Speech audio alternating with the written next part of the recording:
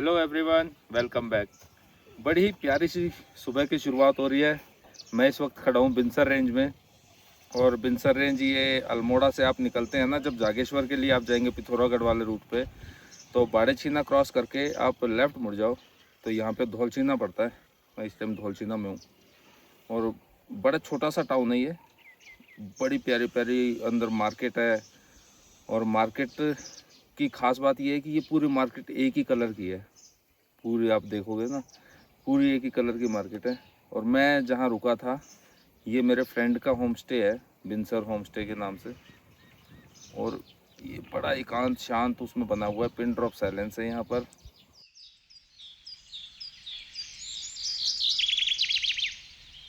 और ये लोग जो है ना, खाना वगैरह जो देते हैं, ये अपने इनके खुद के खेत हैं यहाँ पर, तो इन खेतों में ये उगाते हैं और यहीं से उखाड़ के आपको ताज़ा ताज़ा खाना बना के देंगे, जितनी आपकी रिक्वायरमेंट है उस हिसाब से।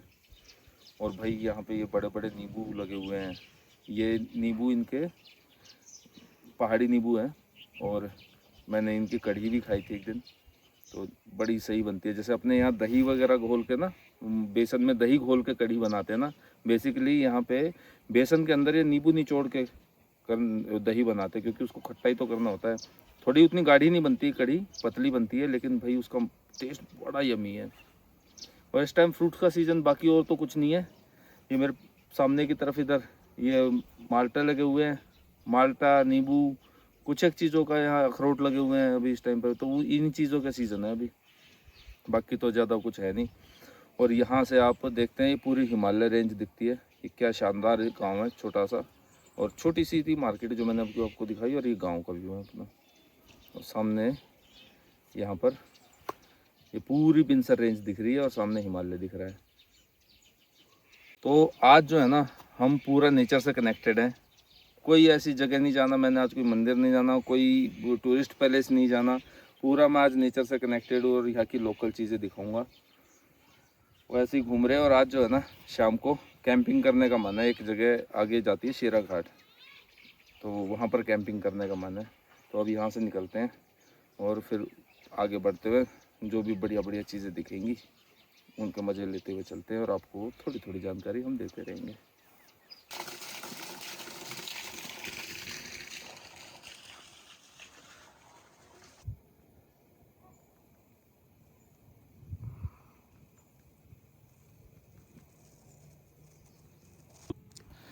भाई रास्ते में चलते चलते मुझे ये चीड़ का जंगल दिखा, और यहाँ पर ये मैंने ये देखा कि ये कटिंग की हुई है। तो मैं नीचे उतर के आया हूँ इस जंगल में, ताकि आप लोगों को थोड़ी सी एक इन्फॉर्मेशन दे सकूँ इस चीज़ के बारे में कि ये कटिंग क्यों है। इस पेड़ में से ना लीसा निकलता है। इसको पाइन ट्री बोलते हैं इंग्लिश में, हिंदी में बोलते हैं चीड़ का पेड़। तो जो लीसा निकलता है ना, वो यहाँ पे कुप्पी लगा देते हैं। उस कुप्पी में वो लीसा इकट्ठा होता रहता है। अभी वो नहीं लगाई हुई है कुप्पी, क्योंकि ठंड का टाइम है ना, ये जम जाता है। लेकिन मैं इसको अभी जला के देख रहा था ना, तो ये किसी भी सीज़न में जल तो बड़े प्यार से जाएगा। जो जंगलों में आग लगती है ना, उसका मेन कारण है ये पेड़। इससे बनता क्या है, जो उस लीसे से उसको ना गर्म करते हैं, उस लीसे को इकट्ठा करके, तो ऊपर जो तैर के आता है ना, जो आपको पेंट में, जो घरों में पेंट होते हैं उसमें मिलाया जाता है ना, जो तारपीन का तेल, वो निकलता है। और जो उसमें नीचे गंदगी बचती है ना, उससे प्लास्टिक आइटम्स बनते हैं। ये तो हो गया फ़ायदा। और फ़ायदा एक, नुकसान अनेक। पहाड़ों में जो गर्मी पैदा कर रहे हैं वो यही पेड़ है। जंगलों में आग लगती है वो इसी पेड़ की वजह से लगती है, क्योंकि ये पेड़ ऐसा है कि इसमें नीचे एक आग लगा दो, ये पूरा पेड़ जल जाएगा। और गर्मियों में तो ये इतने गर्म हो जाते हैं कि आपस में हवा चलती है ना जोर से, तो टकरा के भी आपस में आग लग जाती है जंगलों में। और कोई आ जाते हैं लोग, बीड़ी सिगरेट पी रहे हैं, कुछ कर रहे हैं, तो वो जो फेंक देते हैं ना, उससे भी ये पूरे पूरे जंगल जल जाते हैं। और ये जो है ना, पूरे मतलब इतने ख़तरनाक पेड़ है। इसका फर्नीचर नहीं बन सकता इस लकड़ी का, क्योंकि 1-1.5 साल बाद उसमें ना घुन लग जाता है। तो फर्नीचर नहीं बन सकता इस लकड़ी से। आप खाना नहीं बना सकते हो, क्योंकि वो लीसे की वजह से ना इसमें से जो काला धुआं निकलता है, तो वो खाने के टेस्ट को ख़राब कर देता है, रोटी के टेस्ट को ख़राब कर देता है। और अगर आप चाहे कि वैसे सिर्फ जलाने में सर्दियों में वैसे काम आ जाती है, लेकिन नॉर्मल लकड़ी के मुकाबले इसकी लकड़ी जो जलती है ना, वो तुरंत जल के तुरंत ख़त्म हो जाती है, क्योंकि तेल ही इतना सारा है इस पेड़ के अंदर।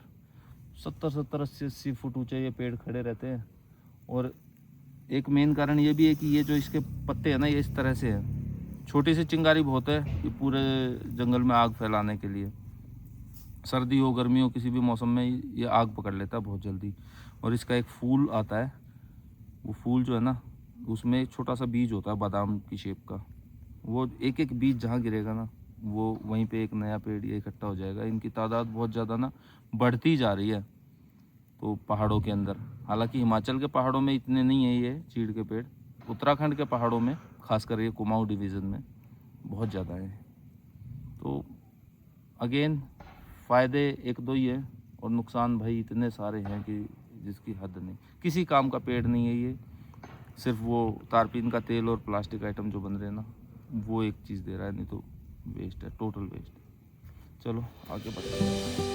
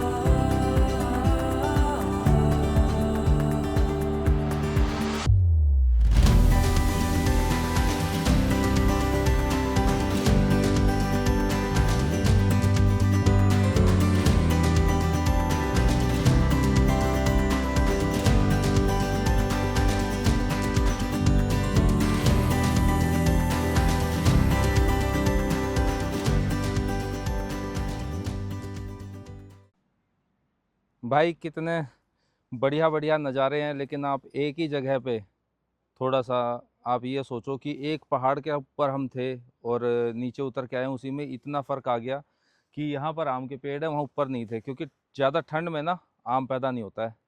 तो यहाँ मैंने देखे नोटिस किया थोड़ा सा कि जगह जगह ना आम के पेड़ भर भर के हैं, ऊपर ये नहीं मिलेंगे। और जो हमने संतरे और नींबू के पेड़ देखे थे ना, वो यहाँ नहीं मिलेंगे, क्योंकि वो गर्मी में नहीं हो पाते और ये ठंड में नहीं हो पाते। अब हम काफ़ी तलहटी पे आ चुके हैं, नीचे की तरफ आ गए हैं। तो जो नदी साइड का एरिया होता है, जो पहाड़ का निचला हिस्सा होता है ना, वो अक्सर गर्म पाया जाता है और जितना ऊपर जाओगे उतना ही एरिया ठंडा होता है। तो यहाँ गर्म होने की वजह से ये सब पेड़ भी हैं और यहाँ का एक व्यू बड़ा शानदार था, मैं इसलिए रुक गया यहाँ पर। उस व्यू को एंजॉय करके ना फिर आगे बढ़ेंगे।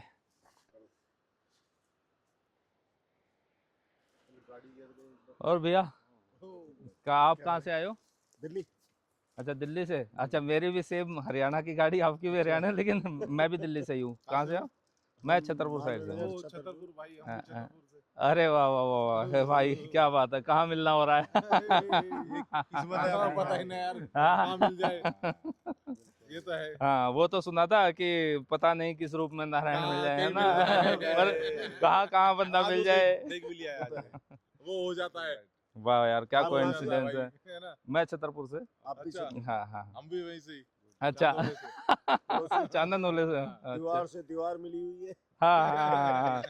रोड मैं दिख रही है। उधर थोड़ा शूट कर रहा था, मैंने देखा, मैंने कहा यार ये भी गाड़ी अपने उधर की आके रुकी है, मैं कहा पूछता हूँ जाके। नहीं व्यू अच्छा है यहाँ से ना। और शुरू में मतलब सारी नदियाँ जितने भी हम चले हैं ना, तो सारी नदियाँ ऐसे बहते हुए मिली हैं नीचे की तरफ को। तो देखने में ऐसा लग रहा है कि ये नदी इधर को जा रही होगी, लेकिन अगर आप पानी के फ्लो को देखोगे तो देखो नदी इधर को जा रही है ये। तो भाई अभी हम यहाँ पर आ गए हैं शेरा घाट में। और शेरा घाट में क्या खास है, ये बिल्कुल तलहटी पे है, पहाड़ के टॉप पे से हम सुबह चले थे और अभी लगभग लगभग 3 बजे का टाइम हो रहा है। और ये पहाड़ की तलहटी है और जो मेरे पीछे आप नदी देख रहे हैं ना, ये सरयू नदी है। आपने रामायण में भी इसका जिक्र सुना होगा। ये बागेश्वर से होते हुए ना यहाँ आ रही है, और मतलब बागेश्वर उस तरफ है और ये इस तरफ आगे इसका रास्ता है। इसी नदी के किनारे आज हम कैंपिंग करने वाले हैं और थोड़ा सा आगे चल के गाड़ी नीचे उतर जाएगी नदी किनारे हमारी, और वहाँ पहुँचकर बढ़िया सी कैंपिंग करेंगे। लेकिन अनफॉर्चुनेटली मैं आपको वो कैंपिंग का पार्ट ना इस वीडियो में नहीं दिखा पाऊँगा। उसके लिए आपको नेक्स्ट एपिसोड का वेट करना पड़ेगा, क्योंकि वीडियो फिर ना बहुत लंबा हो जाएगा। बेस्ट सेटअप आपको कैंपिंग का दिखाऊंगा, मज़ा आने वाला है बहुत ज़्यादा।